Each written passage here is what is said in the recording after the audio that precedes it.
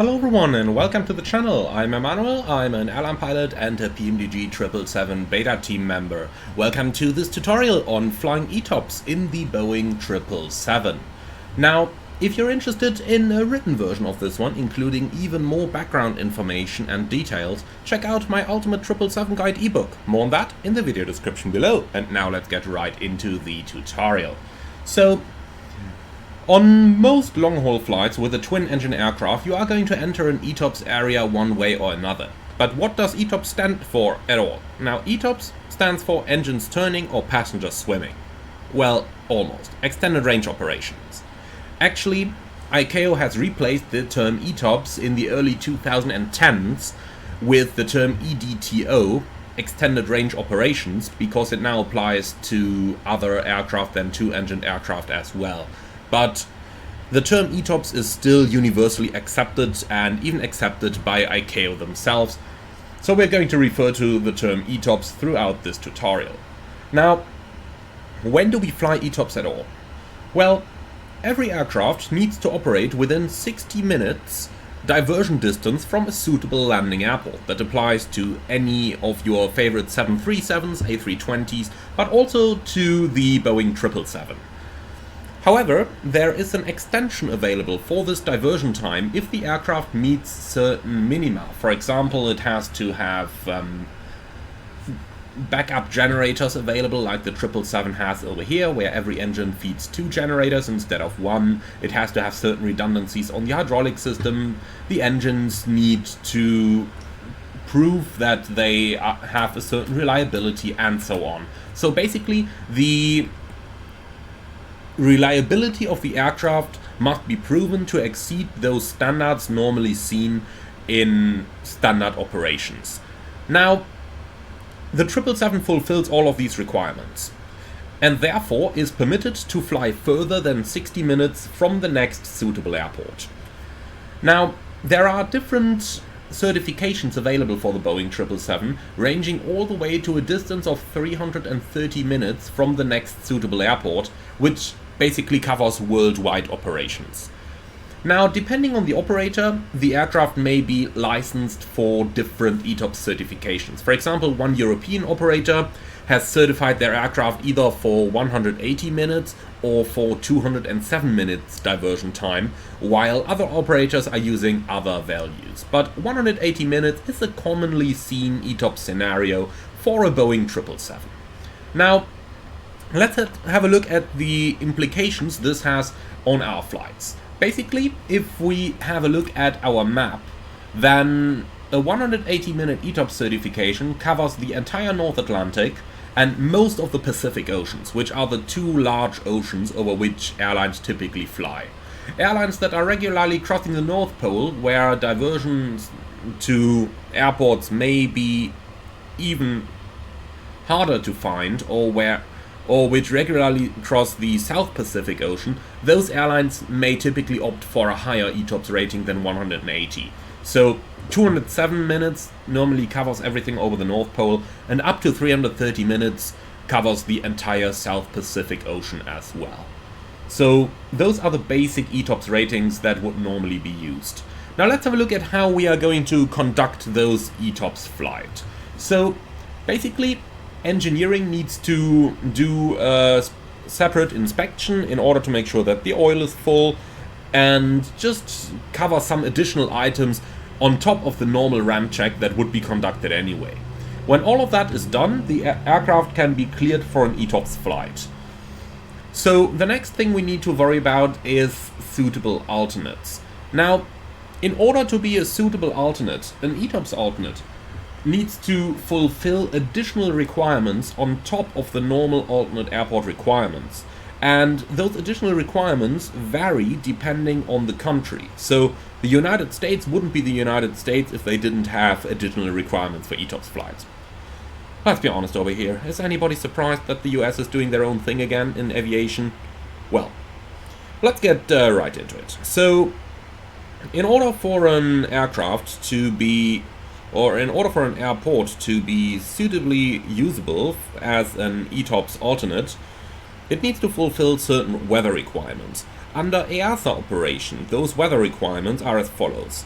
If the airport has a precision approach available, so if an ILS is available, then the airport needs to have at least the required minimum visibility, or at least the required minimum cloud ceiling plus 200 feet cloud ceiling or 800 meters visibility. So if we have a look into a practical example for that, we can take out our charts and let's now look at Shannon, which is a typical ETOPS alternate on the way across the Atlantic.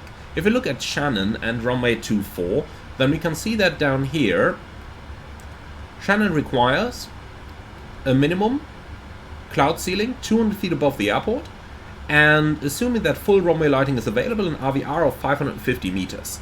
Now, if we want to use Shannon as an ETOPS alternate, we need a cloud ceiling of at least 400 feet and an RVR of at least 550 plus 800, so 1,350 meters. If those conditions are fulfilled, then we can use Shannon as an ETOPS alternate. Of course, for a non-precision approach, the required weather must be a little bit better. So if we have a look at the VOR approach, for example, let's say the ILS is inoperative and we only have the VOR approach available, then we need the required MDA plus 400 feet as cloud ceiling and the required RVR plus 1,500 meters as visibility. So in this case, we've got 445 feet above our airport elevation as minimum. That means we need at least 845 feet cloud ceiling, and visibility we require 1,400 meters down here plus 1,500, so 2,900 meters visibility for our alternate airport, or rather for the airport to be usable as an ETOPS alternate if only the VOR approach is available. The United States, of course, are different, so be prepared for something more complicated. In the United States, for an airport to be usable as an ETOPS alternate, if the airport has at least one navigational facility providing a non-precision approach or a Cat 1 ILS or a published circling approach, you need a cloud ceiling which equals the MDA plus 400 feet and the minimum visibility plus 1 statute mile or 1,600 meters. If you have an airport that has at least two navigational facilities providing a straight-in approach to different runways, you need an MDA plus 200 feet and a minimum visibility plus half a statute mile or 800 meters. If the US airport has an ILS category 2 available, you need a cloud ceiling of at least 300 feet and a visibility of 3/4 of a statute mile or an RVR of 4,000 feet or 1,200 meters respectively.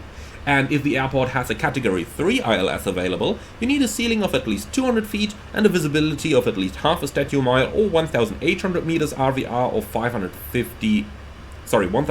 feet or 550 meters RVR available.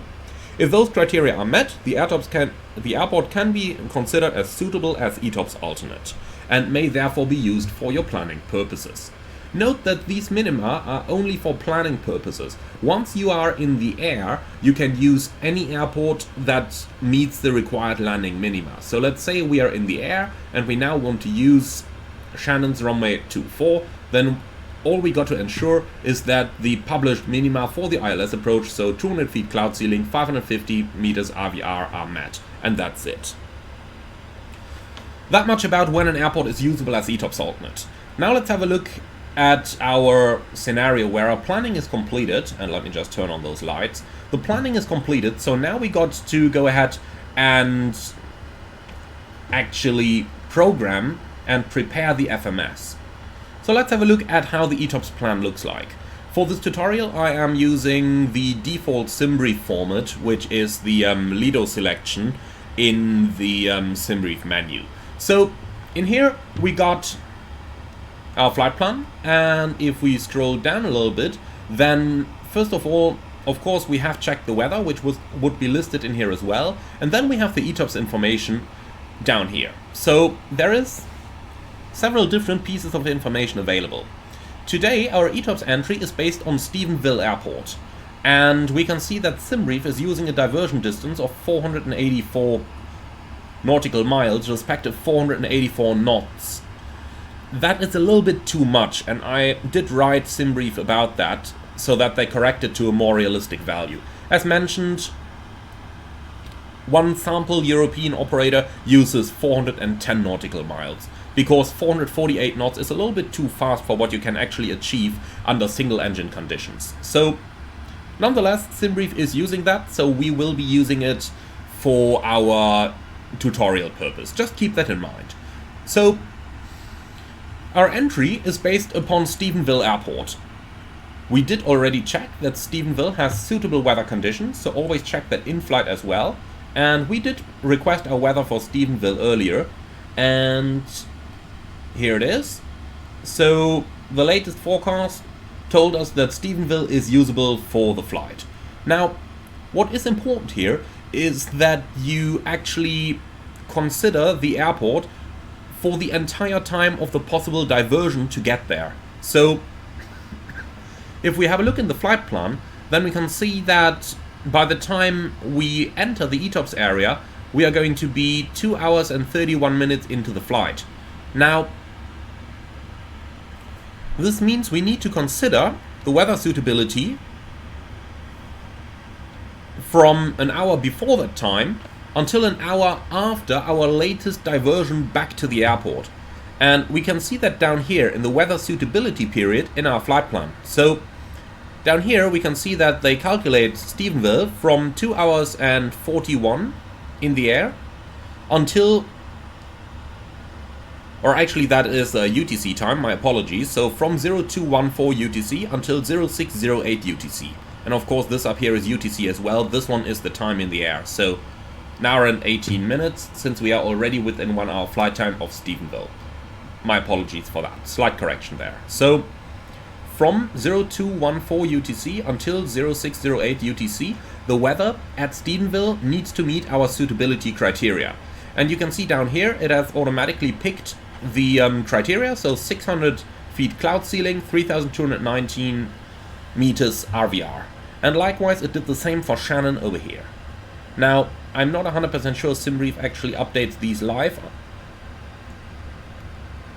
but, well, in any case, if that stuff is updated soon, then over here you can see the weather minima, and over here you can see what the forecast weather looks like, and if the forecast is greater than the minimum, then we can use the airport. And dispatch checks that for us when they are calculating the flight plan. But, en route, we are going to request a weather update before we enter the ETOPS area, like we have just done over here, for all the airports we are going to use. So, for example, we can still request Shannon over here, so let's go ahead and do that. Shannon, single request, send. And like that, we need to check all the airports along our ETOPS area. Now, assuming that the weather conditions are okay, we can go ahead and prepare our FMC for the ETOPS flight. Why do we prepare it? Well, because we want the greatest situational awareness at all times. If anything happens, if a fire breaks out, if a passenger gets a heart attack, we need to know where the nearest airport is so that we can fly to it immediately. So, weather for Shannon has arrived. We're going to have a look at that in a few moments. Now, in order to provide this situational awareness, here's a couple of tricks that you can use.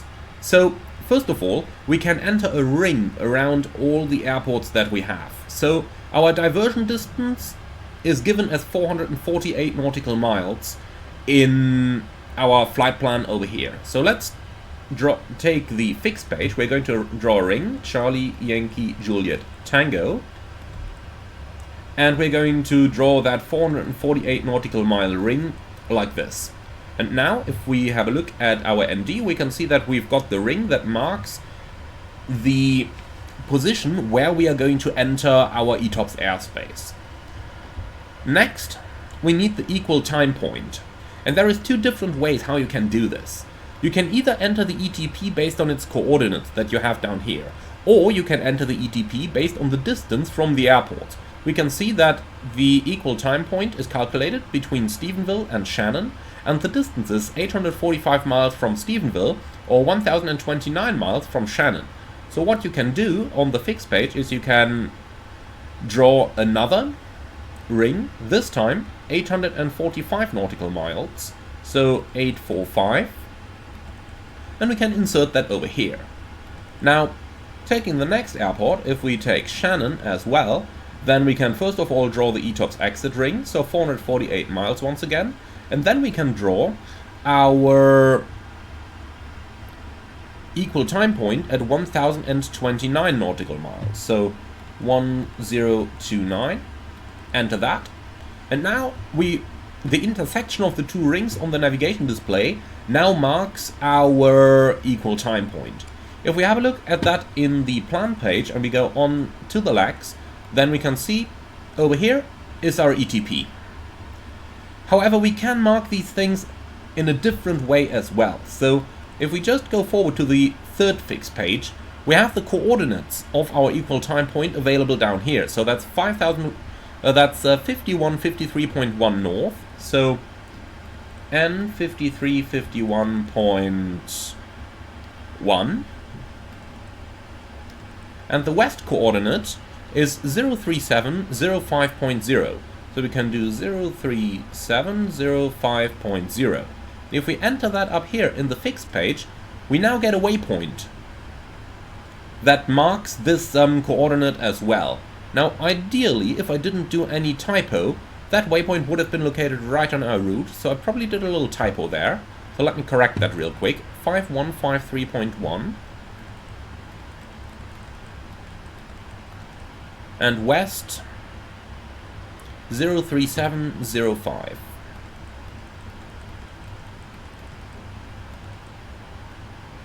And here it is. Now we've created the equal time point exactly along our route.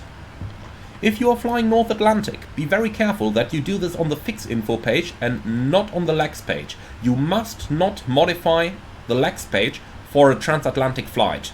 We will talk about that in the North Atlantic crossing part of the tutorials. So now we have marked the entire ETOPS area along our route of flight. It is good practice that you also enter the ETOPS alternates in the alternate page as soon as they become relevant. So we already got Stephenville up here, and next up we can also enter Shannon, and I'm going to replace Boston with that because we will no longer return to Boston at this point. So now Stephenville and Shannon are entered. And the reason we do this is because when the ND is selected to the maximum range, then we can see a little arrow pointing to that airport together with the distance to it written down here. It's a little bit hard to read right now because it's exactly on that waypoint, so let me change the ND format. Over here you can, well, somewhat see it as well, that it's drawing us that arrow towards the airport. Now, there are a couple tricks that some pilots use to enhance their situational awareness while flying ETOPS, and I want to show you one of these right now. So let's say that Stephenville is our current ETOPS alternate. What some pilots tend to do is on the fix page, they draw a couple of lines towards that airport. So Stephenville is currently on our bearing, say that's 050, so 230 would be the radial, opposite course always. So we've got 230, so you can draw that little line over here. And if you now draw a second line, say along 220, like this, then you can see you now got a little visual marking here on your nav display that points exactly into the direction of the airport. This is pretty useful when you are at a long distance from the next airport, because it kind of shows you like, fly me into here, and then you're getting directly towards that airport. That's just a little trick that a lot of long-haul pilots use to mark where the next ETOPS alternate is actually located. Now the last thing we need to talk about in terms of ETOPS is what happens if your aircraft encounters a failure that degrades your ETOPS capabilities. Now, such failures could, for example, be a generator failure. In the real world, airlines typically produce documents that are going to tell you which failures you can accept and still enter the ETOPS area, and which failures you cannot accept and therefore must not enter your ETOPS area. Now, unfortunately we do not have something like this available in flight simulation, but what you can do is you can download the minimum equipment list, or much rather the master minimum equipment list, from the FAA's website. If you Google for 777 MMEL, you are going to find that link in your Google search results. So just to give you a little idea of what that looks like, I just Googled for B777 MMEL, I enter that first link from the FAA, and this is the document. For copyright reasons, I'm not going to scroll through all this, but basically, if you search for the failure that you have and you find it on the MMEL, then you will typically also going to find if it has an implication on the ETOPS ability of the aircraft. For example, it might say that with this failure you may only use a maximum diversion distance of 120 minutes. In that case, your ETOPS scenario gets limited and you got to either replan your route or not enter the ETOPS area at all. This is going to depend on what's most feasible then.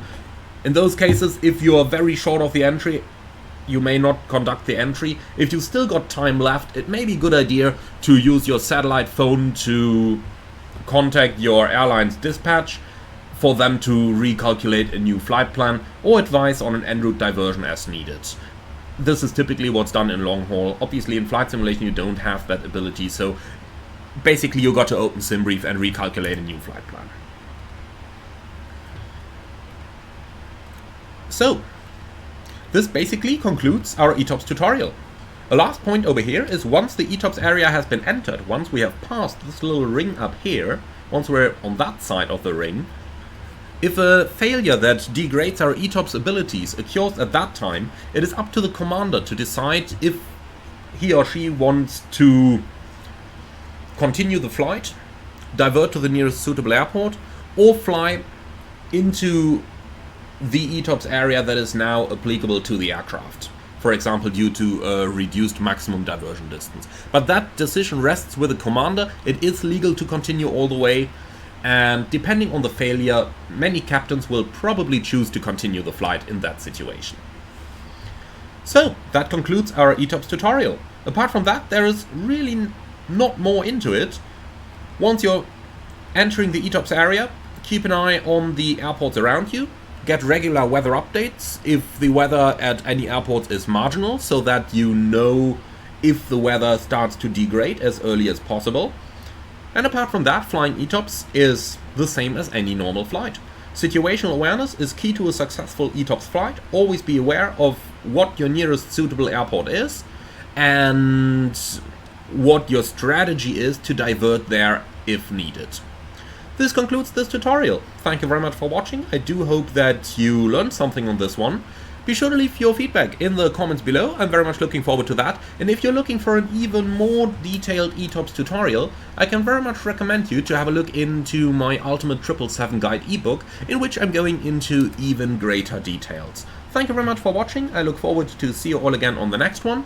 As always, be sure to like, comment and subscribe, and if you really love what I'm doing, I would appreciate a small donation through the Buy Me Coffee link in the video description below. Thank you for watching, and see you all again on the next one.